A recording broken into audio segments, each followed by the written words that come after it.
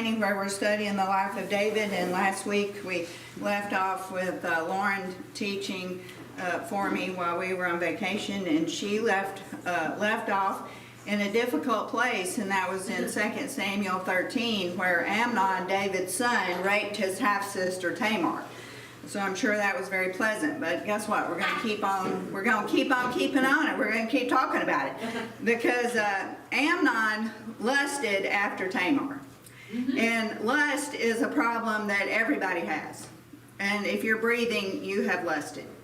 Now, I'm not talking about specifically sexual, but you can lust after money, you can lust after chocolate cake, you can lust after anything.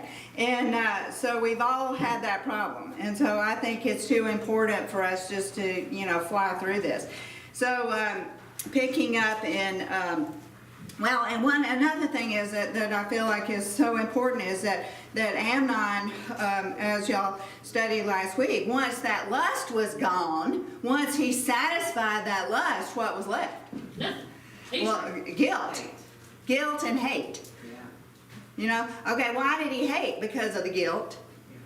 Okay, and so we need, I think this is just too important to fly through, and we need to really park here and dig out all we can from this, because the Bible, this is a human emotion that we all have in some form or fashion. Now, that may be hurt, that may be, hurt your pride. Well, I'm not. Oh, yeah. I mean, we all deal with it in some form or fashion. We all deal with it. So, and why? Because what Satan does is he enhances our feelings. He lures us. Yes, he lures us with our feelings. He enhances those feelings. If you give him an inch, he will take a mile. And he attacks us in the area of feelings. So to recap, let's read 2 Samuel 13:15. Then Amnon hated her exceedingly, so that the hatred wherewith he hated her was greater than the love wherewith he had loved her. And Amnon said unto her, Arise, be gone. Now, how many of you have heard in the last few days the Montel Williams clip talking about Charlie Kirk's shooter, who I am not going to mention his name because I don't want to give him any kind of honor. But Montel Williams has a clip out there, and he is referencing this love affair between these two men, between the shooter and his male lover. All right. Now, if you haven't seen this, Montel is talking about this being possibly his first love affair. The shooter this is his first love affair that he's had with this other man. All right, and what Montel Williams is saying that this shooter was trying to avenge his lover. Because of what Charlie would say. Because of what Charlie Kirk was saying. Because of Charlie Kirk's beliefs flew in the face of these two lovers, and so that the shooter was attacking Charlie Kirk to shut him up to avenge his lover. That's what Montel Williams is saying. All right. Well, why? Because they were gay, they were transgender, and they were also furries. Now, do I need to explain what a furry is? No. Okay. Now, do you think the pitifully lacking English word, the only word that we really have in the English to use, and that is love, do you think that, as Montel Williams describes it, that love was at work here between these two homosexual furry lovers, or like Amnon and his intense passion for his half-sister was love? In other words, do you think that is the right word to describe what was going on here with Amnon and what was going on with these two men? No, I don't either, but yet the Bible uses the word love. And I looked it up in Hebrew to see if what word it is used, and it does have love. So what I'm saying is, are these feelings real that these two homosexual lovers had? Yeah, they're real feelings. Did the love that Amnon had for his sister, was that a real feeling? Yes, it was a real feeling. So what I'm telling you is these people have real feelings. And we can't deny that they do have real feelings. Now, are those feelings correct? Are they righteous? Are they from God? No. But they still have real feelings, and we can't overlook that. The difference comes when they act on those. Exactly. feelings. Yeah. So I don't have any doubt that Amnon had real feelings and real desire, intense desire for this half-sister Tamar. But because he had feelings that emanated from the very core of his being, does that make it right that he took her by force? No. No, that's why he hated her so much afterwards, because all of a sudden he could see what Where he he had screwed done up. was wrong, and he can't erase it. Amen. So he was overcome, I believe, with guilt. And then the guilt led to hatred. Yeah. Instead of being mad at himself, he was He mad at pushed the her. blame on her Yes, versus her fault.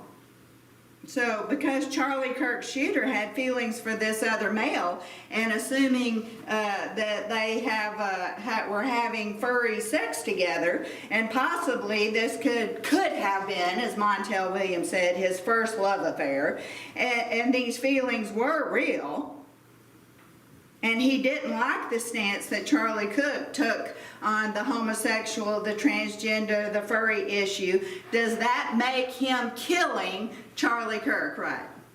no. So Kenny was talking, Jeff's brother was talking to Jeff about a pastor that he had seen, I guess on TikTok or something, on Facebook, and he was going out and he was questioning people on the street and about this Charlie Kirk thing, and he heard one lady say that she was glad Charlie Kirk was dead and that they needed to take out his wife and children as well. Now this is what we're up against. And when Jeff said Charlie Kirk is a martyr, he is truly a martyr for his faith. He is not it was not a political assassination, it was a martyr because he was a Christ follower. And on another issue, and yet dealt with exactly the same way, we can look at the Palestinian issue and what's going on with Israel. See, they want to take their homeland back. And we read this morning in our first class, we read right straight out of Exodus where God said he's giving the land of Canaan to the Israelites. And yet these people want their homeland back. But see, what they fail to recognize is that the Jews purchased that land. Yes. And they bought it from Arabs who were selling it, and they paid as much as 10 times the price that they should have paid for that land. So before we start screaming about whose land it is and who it belongs to, we need to go back and look at the paper trail, because I'm sure there's a paper trail somewhere, Yeah. and that says who bought what land from whom. Yes. Dun, dun, dun. And then the people in charge gave them the land. I mean, the Yes, exactly. It wasn't the UN, but it was the whoever part of that. Right, Britain and all them, they Exactly. said this is your land. So see, this is why young people, we need to know history. Yeah. Yeah. Because if you don't know history, you will come up with conclusions that are not correct. Yeah. And you will go out on the street and you will hold up signs and you will look like an idiot because you don't know what you're talking about. Yes. I mean, I'll admit I was a Democrat at one point. And it wasn't that far of a stretch for me to think, my body, my choice. You know? And then now, still believe that, but I'm not blind. I'm not going into it thinking, oh, that's just, I'm a Democrat, I believe these things. It's, no, because I don't really identify with either side, because I think both sides are crooked, no matter which way you slice it.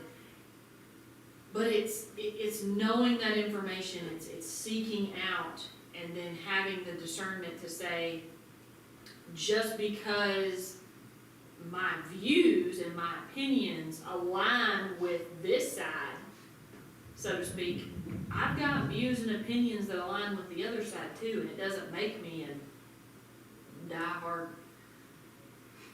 No, but we just want to be careful where our views and opinions come from. Yes. And we want to make sure that they're based on facts and they're based on God's word. But my point in bringing that up was that the Palestinians have very strong feelings. Yes. Their feelings are so strong, they will kill you over their feelings. Okay, so does that make feelings correct? No. Feelings can't be trusted.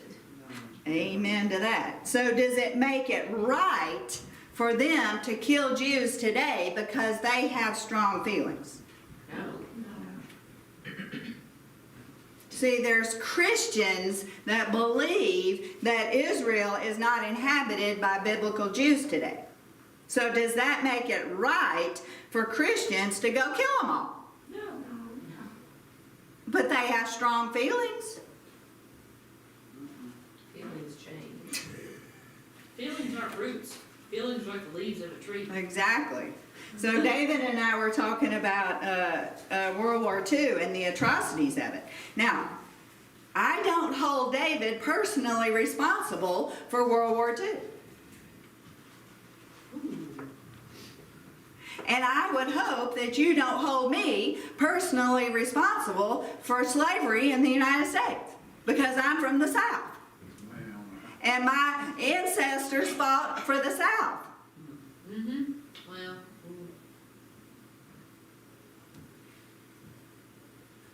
But see, I've got very strong feelings about the South. You know why? Because I was born here. yes. So I have strong feelings about it. And now I'm not for slavery, and I have strong feelings about the Civil War, but I kid a lot about, Yankees and Southerners and stuff like that. But I was never for slavery and don't condone slavery. But a lot of the Civil War was not just about slavery. It was about states' rights. Mm-hmm. Okay, and we just make it all about slavery. But anyway. See, the North and the South are different. They were different. They are different. And the people were different. And I literally miss the way the old South used to be. Okay? I'm telling my age. I'm not elderly. I didn't. You It's David. That was meant for David. I'm not elderly, but I do remember the way the old South was, and it was different. It was different from the North. That's because the North invaded us. Exactly. And I have strong feelings. Now, does that make my feelings right? No. No. See, I have to run all my feelings through the Bible. Yes. Yes. Because that's what they're going by, is their feelings. That's right. Now, my great-great-whatever-grandmother was a full-blooded Native American Cherokee Indian. But see, I don't hold you responsible For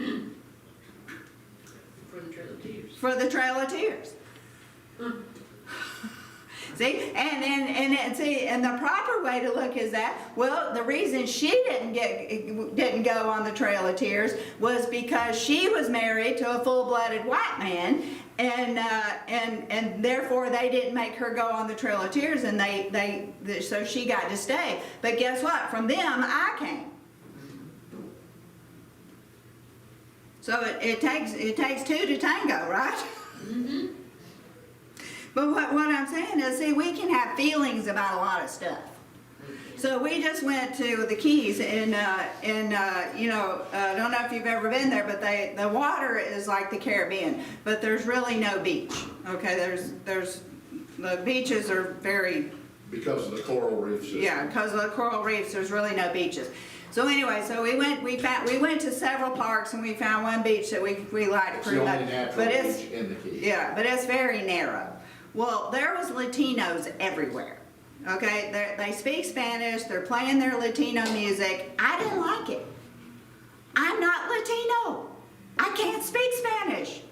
I took Spanish in elementary school. There was nobody in Roswell who spoke Spanish. I thought it was stupid. Okay, I didn't like it. I had feelings about that. Now, does that mean I want them all dead? No, I just don't. They're not my people. So I feel strongly about it, but I don't want them dead. I just don't want to hang out with them because I can't understand a word they say. But what was my response to you? What? But notice it's families there. Yes. Yeah, they're big family people. Latinos are very big on family. Well, what I'm saying is, see, we can have feelings about a lot of things. Yes. And that's okay. You're gonna have feelings about stuff. But it's what you do with those feelings. Now, if I go out on the beach and I take my gun and I shoot everybody because I don't like Latinos, okay, then I've got a big problem, right? And it's not that you don't like Latinos. No, it's not that I just, they're not my people. They're not my culture. That I don't understand what they're saying. I don't like the music. You know, so, you know, but what I'm saying is our feeling, we have to guard from our feelings because our feelings can lead us astray. So let's look at 2 Samuel 13:16 and let's see how Tamar is handling this event that has just changed her life. 2 Samuel 13:16. And it says, and she said unto him, there is no cause. This evil in sending me away is greater than the other that thou didst unto me. But he would not hearken unto her. That's kind of a funny scripture, and we really need to break that down and find out what in the world she's talking about. She's saying what you're doing by sending me away is almost worse than what you just did to me. You're dishonoring me. You dishonored me, but now you're gonna abuse me and send me away. So in Deuteronomy chapter 22, verses 28 and 29, if you think God didn't make concession for everything, you're mistaken. Because he addressed it all. In Deuteronomy 22, 28, and 29, we're going to see what God says about a very similar situation. Because guess what? God knew what man will do.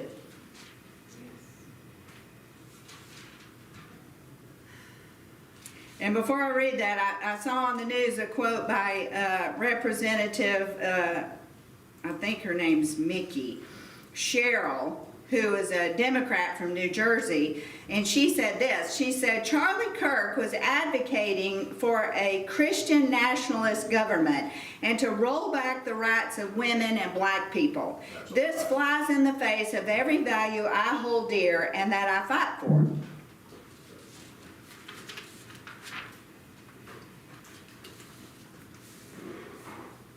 So God knew the state that man was in. God knew men were going to rape women.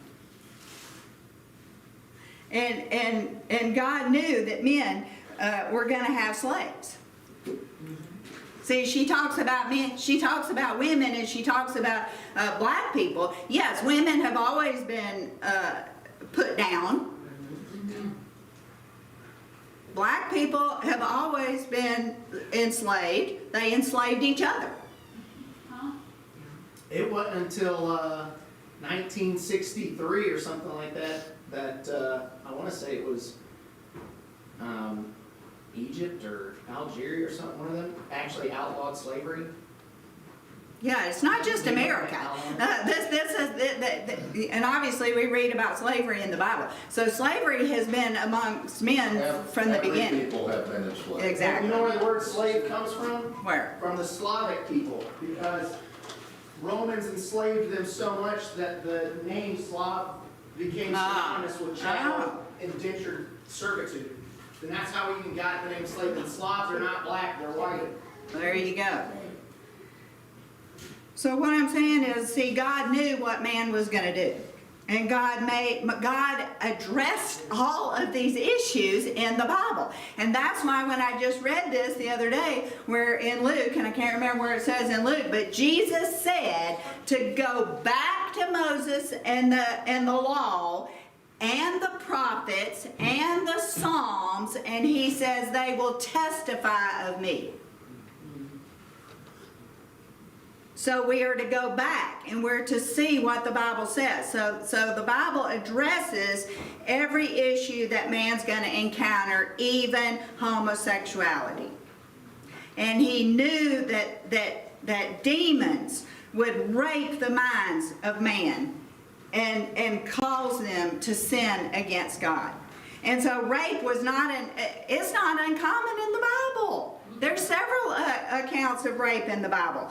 And unfortunately, God has to address it because he knows it's going to be an issue. So it says if a man took a virgin by force, he was to then pay her father and was to stay with her all of her life and never divorce her. He was not to take her, rape her, and discard her like Amnon did to Tamar.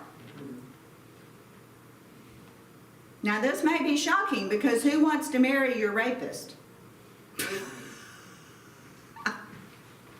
might be married on the first night. Yeah, really. You might not be married on the next night because you'll be dead. All right. So what this reminded me of was the rape of Dinah. Now, that was Jacob's daughter. That story is in Genesis. And she went out unchaperoned into the town because their family was traveling through the town. And Shechem, the son of Hamor, the Hivite, who was a prince of the land, he saw her and he took her. Now, the difference here is that he did want to keep her. He did want to marry her. But he literally kidnapped her. And he did not let her go back to her family.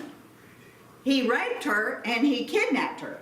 Now, Dinah's brothers took great offense to this. And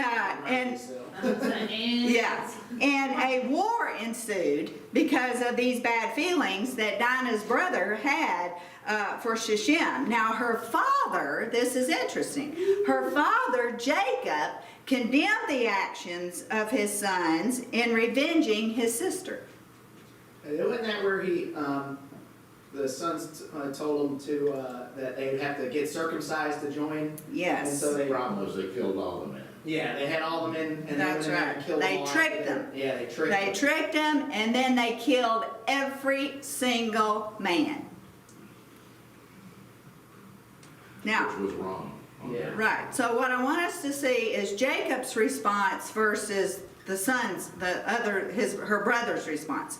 So he was not pleased with the way, Jacob was not pleased with the way that his sons handled the rape and kidnapping of his daughter. And you know why? Because he was older. He was older. He was looking at it from every angle. He was looking at it from, oh my gosh, if we attack them, we could be attacked by all these other nations.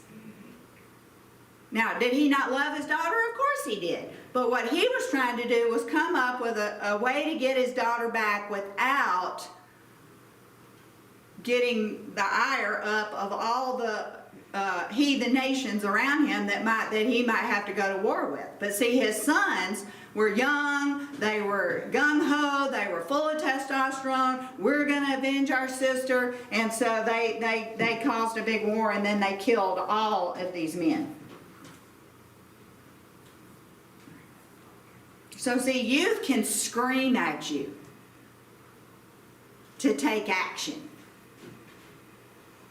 Your feelings can scream at you to take action and to do something that you'll be sorry for. And that's what I think we need to learn from this story with Amnon and Tamar. So Genesis 34:1 says, And Dinah, the daughter of Leah, which she bare unto Jacob, went out to see the daughters of the land. Now the reason I'm going to say this is because if you've got girls, fathers, you need to pay attention to this story. Because it reads to me that possibly that she went out into this strange land unattended. See, even today, I can tell you for a fact that young women do not realize what is in the heart of young men. No, they do not. That is correct. And young women do not understand the danger that they are in. Even Tamar didn't understand. Of course not. I mean, I'm As if she had screaming at her reading the story. Exactly. And David is a big part of that, and I'm going to get to that in a minute, where David failed. But Josephus, the ancient Jewish historian, he said this. He said, she took the opportunity of a festival at Shechem, but as neither her father nor her brothers knew of her going, but were with their cattle as usual. It is probable that with one or two women only, she slipped away from her father's camp and paid the penalty of her girlish curiosity. But she would feel no such curiosity after being a year or two at Shechem, so that it is probable that her dishonor took place within a few weeks after Jacob's arrival there. It is believed she was 14 to 16 years old. Let me tell you something. Girls don't have that natural defense, or they don't just have that natural inclination that they're in danger. You have to teach them. Now, don't ask me how to do that, because I don't know. I didn't have girls, praise God. Robbie, you got to figure it out, because I don't know. All right, but see, what I'm telling you is what I do know from her is I know she was excited. She was in a new land. They were having a festival. She wanted to go.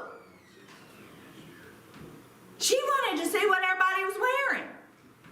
She wanted to see what everybody was doing. She wanted to meet all the young people.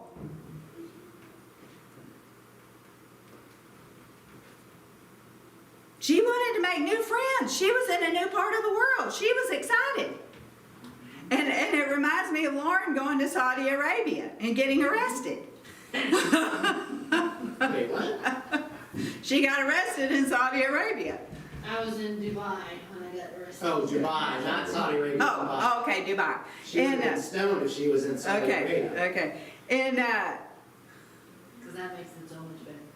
Well, see, Dubai at least treats you more civilly. but see, Saudi that Arabia just got, is just see, okay, well, I wouldn't know. I mean, unless somebody educated me, right, about that, I wouldn't know. I didn't think it was that big of a deal. No, you don't think it's that big a deal, and then you find yourself in prison or dead. Well, that was like when we went to Barbados. Camouflage is illegal in Barbados. You can't wear anything camouflage. And so I had a camo, like, hat on that was for the sun, one of those floppy white brimmed hats or whatever you call them. I can't remember what they're called.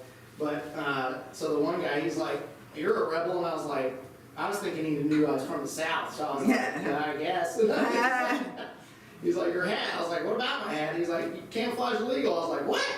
I was like, "No, it's not." And sure enough, it was. And if I had worn it out on the street, I probably could have gotten arrested for wearing it. So I don't believe the U.S. They do that because if you remember Grenada Yeah. and all the uprisings in the Caribbean, the guerrillas and such, they outlawed camouflage to try and keep that tampered down. that communist revolution So I spirit. can't wear camouflage, but I can streak naked and it'd be okay. No, I don't think you can street naked either. Against communism. They are radically against communism. So listen, when you're young, life is fun, right? And I joined the Navy to see the world, right? And so you want to go, you want to experience, you want to have fun, but guess what? See, if you're not taught,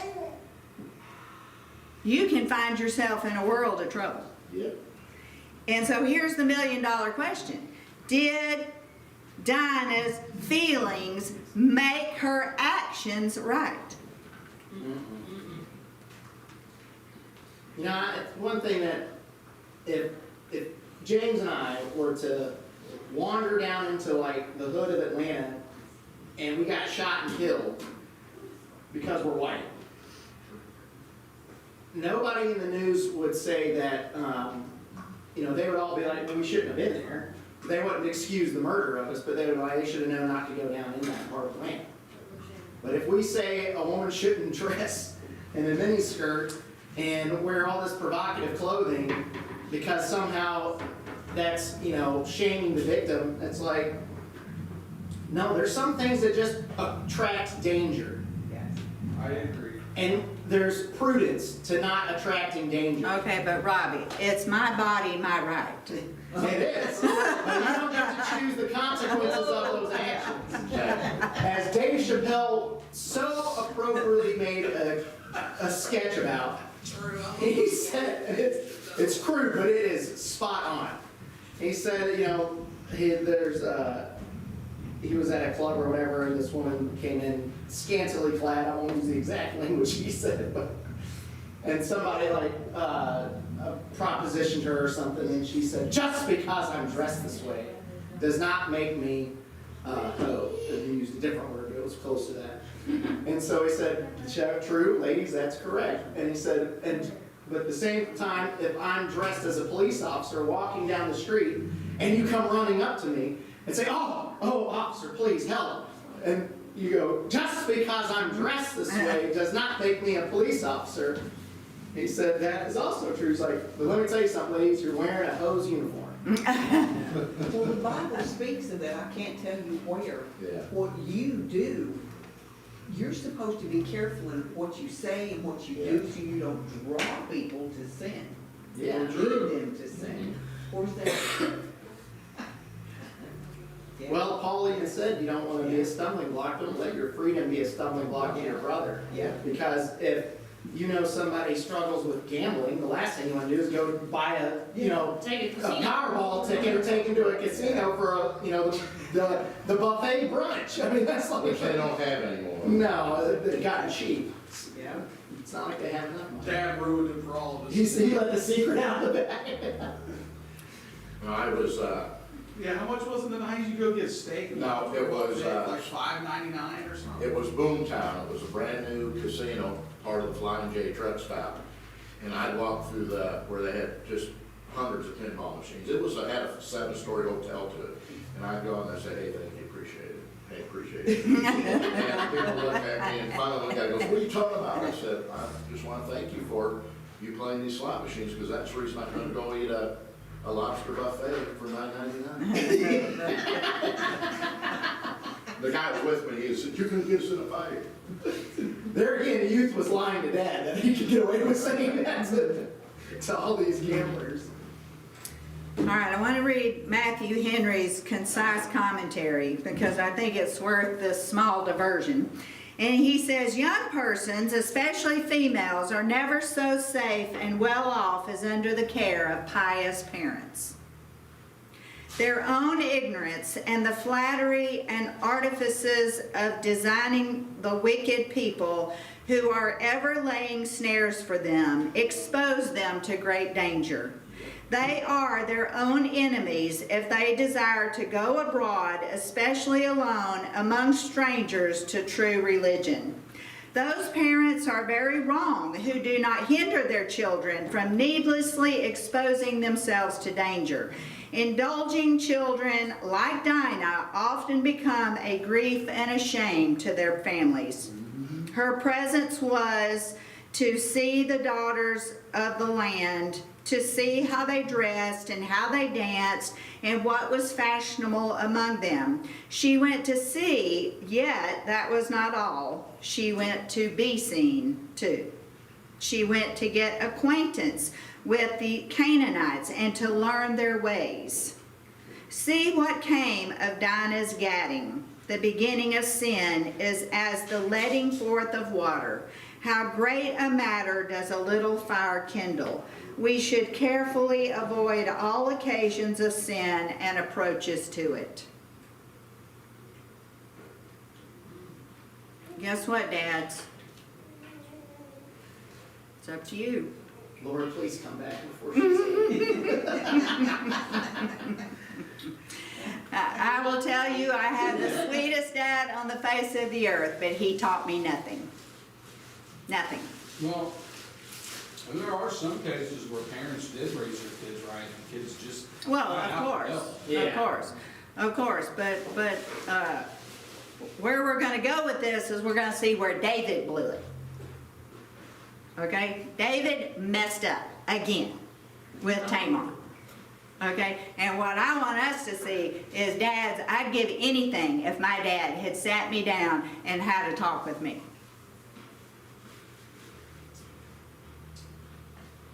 It's up to you, dads. Because these girls don't know. They're just out there looking for love. Jonathan told me something really interesting with his daughter, Ada. She's actually gonna probably be really pretty. And I saw her, I was shocked. Like, she didn't really tall, she's gonna be really pretty. And he said, How long has it been? been a while since I saw her. And he said that I tell her every day, how old is she now, 10? No. 9, 8, 9? She's really tall for her age. She is 7. Okay. She'll be 8 in June, I think. 7 or 8 like that, but he said I tell her every day that she's beautiful and that I love her. And he goes, you know why, James? He's like, 'cause you have a daughter now. He's like, by the time I've been telling her that her whole life, it's, you know, guys are, he's like, she's gonna be like, okay, so what? I've been hearing that my whole life. What else you bringing to the table? You know, and I was like, wow, he's right. These young women are so, their dads never gave them any attention. The first guy that's attractive gives them attention, and then that's it. And that's true, but I'd had a very attentive dad, and I still sought love in all the wrong places. We gotta warn them. To be forewarned is to be forearmed. That's Exactly. what I tell Colton all the time. So this story of Dinah and this one with Tamar, of course, is going to fly in the face of feminists and young females across our land. But going back to Tamar, see, these stories, we can't ignore these stories. They're there for us to learn from. And they're there to teach young women, especially, and fathers, I think, that women are vulnerable. Now, Women in listen. the West don't understand how vulnerable they really are. And if you just look throughout the rest of the world, Because we've had rule of law. yeah, it is the rule of law and Christ himself and Christianity that has tamed the Western man for the most part and instilled in him a sense of morality, godly morality, that, I mean, and to be a gentleman and a protector. yeah, because in reality, it is a man's world, unfortunately. It is. And if it weren't for the rule of law and Christianity, it would be just like it was in the olden days, and like it is in a lot of places around the world, Yeah. especially the Islamic countries. Women are property of their husbands. Yeah. Yeah, they have no rights or literal property of her husband. Property. And of course, I'm not Which is why they advocating can be that, but killed. what I am advocating is that God made protection for women, and that was through their husbands. Adam and Eve. Adam and Eve, exactly. And listen, I was in the Navy, okay? I prided myself on doing whatever a man could do, but guess what? A man can overpower me. Yes. That's a fact. And so God set this thing up after Adam and Eve fell, after the sin. That's what the law was all about. That's what God said, to live this way, to live by these rules, because he knew what sin would do. And he knew what man is capable of. And so he made it in a way to protect us. So I believe that this story of Tamar and Amnon, I believe it happened pretty soon after David's sin with after he married Bathsheba. So Amnon was David's oldest son, and Tamar and Amnon both had David as father, but they had different mothers. All right, and then Amnon's mother was Ahinoam, and Tamar's mother was Maacah. Now Maacah was the daughter of the king of Geshur, and her brother was Absalom, that we're going to be getting into in 2 Samuel. We're going to see him a lot. And something that we need to also understand is that that in these Arab countries and Middle East countries where polygamy may be a thing, right? And was back then, of course, and maybe still is. It still is in some of them. Okay, the girls are considered to be under the special care and protection of their uterine brother. Now, a uterine brother is a term used to describe a male sibling who shares the same mother but has a different father. So that brother will take special care of that sister that's by that same mother. I'm screwed. So he is a guardian of her interests and her honor, even more so than the father is. And you see this in other stories, just like in the story of Dinah and her brothers, because you see her brothers having a different response than her father does. And I think it may have something to do with explaining why perhaps these brothers seemingly were more upset than Jacob was, who was her own father. But the bottom line is, when you're young, and even when you're old, if you have not given your heart and life to the Lord, and you have not gained godly wisdom from on high, your feelings can lead you astray. And they may lead you to do horrible things to other human beings. So what I'm saying is, parents, you've got to teach your children how to handle their feelings. If you don't, the world will. And what we will see is more shooters like we just saw with Charlie Kirk, because that's where feelings will lead you. So I know I'm going down a rabbit hole, but I think it's important. And y'all know I've mentioned Becket Cook before. I'm a fan of Becket Cook, and you know, he was a gay man. He lived in Hollywood. He was very successful. You know, he got saved. He wrote a book called How I Followed Jesus Out of Gay. He's been saved for I think close to 15 years. He's a very strong Christian. He has a podcast that someone recently turned me on to, and I've been listening to him. And he had the son of a psychologist on, who himself is also a psychologist, but his father did this pioneering work in the area of homosexuality among gay men. And this son is continuing his legacy, and he made so much sense to me. And honestly, I think for me, he put the last piece of the proverbial puzzle in place for me. And much of what I had already, figured out, but this one little key piece was missing in my mind. And he explained that at the ripe old age of 2.5, a male child must have the love and affection of his father if there is one in the home.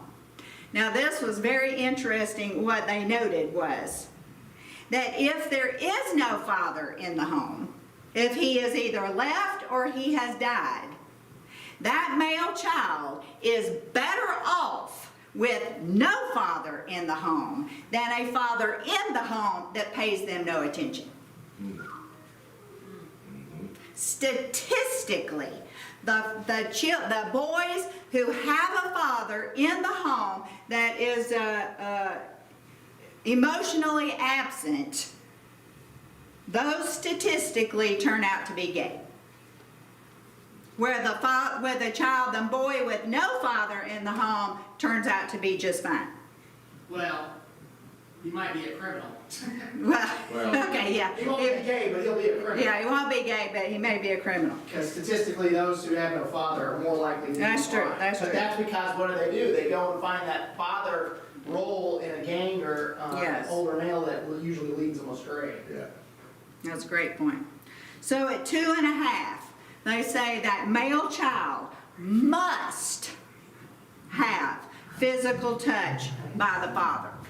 If that father does not give him physical touch by the time that child hits puberty, and this is where the puzzle piece came together for me, the way they explained it was that the love that that child did not get from that father will be confused at puberty with sexuality, with the sex drive. And that male child will go looking for love in all the wrong places, just like girls do. He'll go looking for that same-sex love, trying to fill those strong desires for love that he didn't get from his father. Now, I ask you, are those feelings real? No. Yeah, they're real. They're real feelings. They have real feelings. They have real, that's what I'm saying. These people have real feelings. Now, does that make those feelings right? That's what I. No, they don't make them right. But yes, they are real. So that child, they know that they didn't get that child. Listen, children know, man. They know. They know. They know where you're lacking. Believe you me, they know where you're lacking. And that child may not be able to articulate it. That child may not be able to put words to it, but that child knows. And in fact, some years ago, we went to see. We went to a prophecy conference in Florida, and there was this couple there. And this man, I would call him a flamer, okay? I mean, you could tell he was homosexual. Anyway, but we met them, we saw him at the conference, and then we met him at a restaurant. And so, Jeff talks to everybody. So he started talking to them. Well, come to find out they had been married for 20 years. And I was like, whoa, I was really shocked because he's obviously very gay, right? And so he told us that yes, he had been gay, but that she had led him to the Lord, okay, prior to them getting married. And they were friends, and she led him to the Lord, and then they got married. And he told us, and I will never forget this, he said that he remembered being in the crib and his father rejecting him.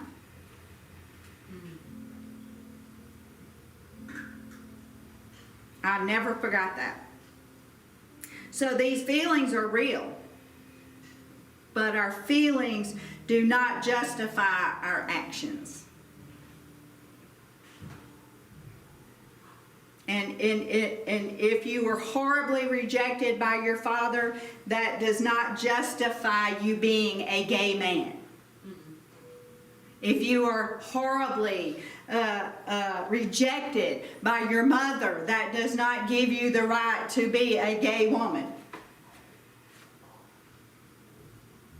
And so what we learn from Amnon is that feelings are fickle and they change. He went from love. The Bible says in Hebrew, it says he loved her. And I hate to use that word, but the Bible uses that. And he had this great passion for her, so much so that he confessed it to a friend, to a confidant.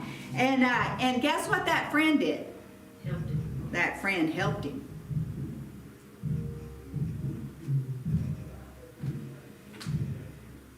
You know what that reminds me of? When I was, I guess I was 17. I had a friend, she was a year older than me, and she got involved with this guy, and he wasn't a bad guy. but her parents did not want her dating this guy. I helped her. And guess what? They eloped. And I helped them do that. For shame. Now they're still married today. But you know what? I carried a lot of guilt about that. And I'm sure her parents didn't appreciate me in one little iota.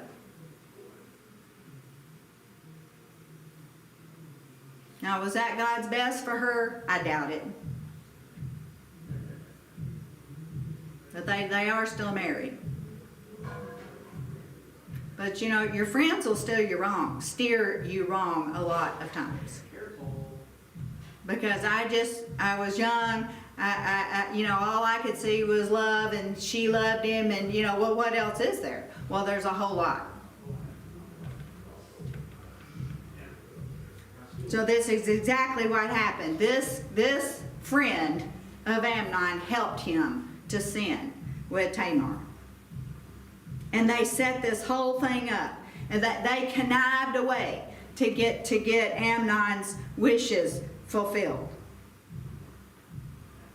So I did look up the word love. I really was interested in what that word meant in the Hebrew, in the Masoretic text.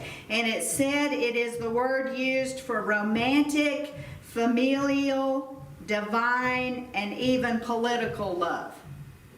Now that's That's the word for lust, doesn't it?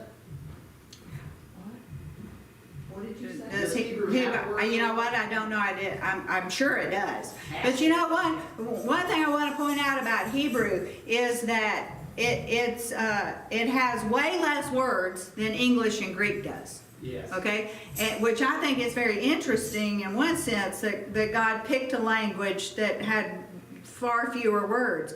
But at the same time, at the flip side of that, just like this word love means romantic, familial, divine, and even political love. So a lot of Hebrew has several meanings. And you have to read it in context. And you have to discern what God is talking about. Is he talking about romantic love? Is he talking about familial love? Is he talking about divine love? Is he talking about political love? It could be all of those. Where what? Like Greek has what? Like 6 words for love? Four words for love? There's 6 for love, or 1, 2, 3, 4, 5, 6. Yeah, there's 6 for lust. There is, one's a verb, the other 5 are nouns. You're talking about Hebrew? I'm talking about Hebrew words for lust. Okay. Oh, for lust. Tavah is to long, it's a strong desire, longing for lust. Agab is the Hebrew word, it's a verb to have inordinate affection or to lust. See, I wonder though if the reason why they use the word love is because, I mean, he knew who she was forever because they were related. Yeah. So it wasn't like he just saw her on the balcony like David did. Yeah, right. Bathsheba. So he probably truly, Probably did really love her. yeah, in some weird way, he loved her. They have kamad listed as a lustful term, which if I'm not, and I could be wrong, but I could have swore in my deep dive, kamad was the term, the Hebrew term that they used for love. But it says to desire, covet, or take pleasure in. It does not use the term lust. So it's Right, that. so it doesn't say that he lusted after her, he says he loved her. Love her. All right, so now let me ask you this. I would like to know, and of course we have no way of knowing, how Charlie Kirk's killer now feels about his lover. See, does he have the same passion for this guy that he did before he shot Charlie Kirk? Or does he now hate him? Because now he realizes that his life is literally over. And vice versa. I wonder what the boyfriend actually thinks about him. Did he think he took it too far? Because I mean, I have friends that are there. I mean, when it happened, we sat down and reasoned, and they're like, this is too far. Mhm. Like, yeah, I believe in, standing up for what you believe in, standing up for your rights, speaking your mind, picketing on the side of the road with your signs. But to blatantly do this, nah, it's too far. So see, he had this intense desire, as Montel Williams explains. So is he now justifying his actions? Or now does he realize that he's blown it, and now he's full of guilt and remorse, and we don't know, or is he still in love with the guy? We don't know. Okay, but I venture to say, from what the Bible tells us, that the answer would be no. So, see, what you may think may be right may be very wrong. And this is what I want us to leave here today, knowing that our feelings lie to us. And Pastor hates texting, so if you want to get a response from him, don't text him, because he gets like 50 political texts a day, so he won't see the text, so you might as well call him. But you wanted to know something, see, I love texting. You know why? Because I'm really not a people person. No. I'm a writer. I've always been a writer. I'll write you a letter. Okay, I really don't like to talk on the phone that much, unless I really know you well. And then don't take that just you can't call me. You know what I mean. I do. Okay, but I do prefer that impersonal texting. But listen, texting does leave something to the imagination. The tone, just the tone. Yes, and I experienced this even this week while we were on vacation. My mind was telling me that something was not true. And it was concerning a text. Or should I say the lack of. And then guess what I did? Well, then my thinking, started going off the rails. Yeah. And then guess what? Then my feelings started to affect my thinking. So my thinking was affecting my feelings, and my feelings started affecting my thinking. And then I got on this vicious cycle, and that results in actions, right? And then guess what? Then it ended up all being false. So I'll leave you with this. Parents, please teach your children that Satan messes with your feelings. And everything else. And that is his number one area to mess with. He messes with adults' feelings. He tells you lies. He tells you things that the Bible calls vain imaginations. And then he tells you you're justified in the way you feel. Amnon thought he was justified in the way that he felt. Or if he didn't feel justified, he wouldn't have done what he did. So Satan makes us have these horrible feelings, and then he makes us feel justified in the way that we feel, and then he tells us all these lies about it, and then guess what? Then your feelings turn into actions, and oftentimes they're violent actions. Well, I deserve this. See, we are fed a lie in the United States. How many commercials tells us that we are justified and that we deserve something? Every day. You can't turn the TV on without hearing that you deserve something. Pizza shop. It amazes me Call J.G. that Whitworth. Satan can be leading you somewhere to do something wrong, and it might take him weeks and months, but the minute you do it, you instantly regret it. Exactly. And don't we see that with Amnon? The minute he did it, he regretted it, and then he felt guilt, and then that turned into hate, and it just compounds it. So listen. we need to be careful about our feelings, and we need to be careful when avenging others. See, because our feelings for our family, listen, I know. I don't care if my kids are 80 and I'm 100. I will turn into a vicious mama bear if you mess with my kids. I have seen it as an adult. Okay? I turn into, from Dr. Jekyll to Mr. or from Dr. whatever it is, Mr. Hyde to Dr. Jekyll. It's just something God put within women. You don't mess with their kids. They'll kill you. Okay? But guess what? We have to somehow give our feelings over to the Lord. And not justify our feelings. And I think it all started going downhill in the United States some years ago when we started giving trophies to kids. Listen, if I go to a piano recital, I should not get a trophy because I cannot play the piano. Just because you showed up. Yeah, I do not need to get a trophy because I showed up to a piano recital when I can't play the piano. So we've got to teach our children to control themselves, to control their feelings. They don't always get what they deserve, and we need to help them to understand that they are sinners in need of a Savior. That's what sports was supposed to teach. In a way, it's a struggle like life. And sometimes you will win, and sometimes you will lose, and sometimes you'll be treated unfairly. Yeah. And I know that from personal experience playing football.